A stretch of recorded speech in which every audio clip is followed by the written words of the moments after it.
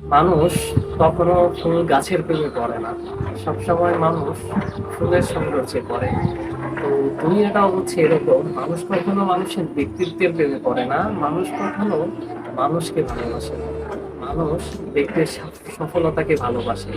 তাই যে ফুল যত সুগন্ধ ছড়ায়, সেই ফুলকে মানুষ যতটা ভালোবাসে, ব্যক্তি জীবনে যে মানুষটা যত সাকসেসফুল, ঠিক সেই মানুষটাকে হচ্ছে মানুষ তত বেশি ভালোবাসে।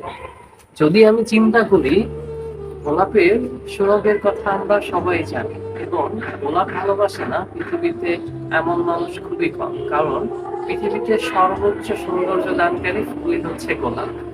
মানুষের ক্ষেত্রেও সেরকম, একটা দেশের সর্বোচ্চ সাফল্যের ব্যক্তিটাই প্রত্যেকটা নারীর স্বপ্নের পুরুষ হয়ে থাকে।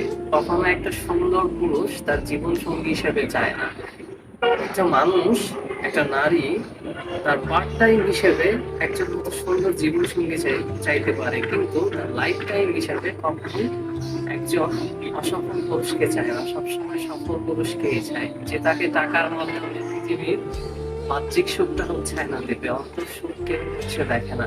এই জন্য কি একটা, এই জন্যই কবি হচ্ছে বলছেন যে মানুষ গাছকে ভালোবাসে না, ফুলকে ভালোবাসে, তেমনি কিছু মানুষ ব্যক্তির প্রেমে পড়ে না, সাফল্যের প্রেমে পড়ে। And এটাই হচ্ছে নিয়তি, এটাই জীবন।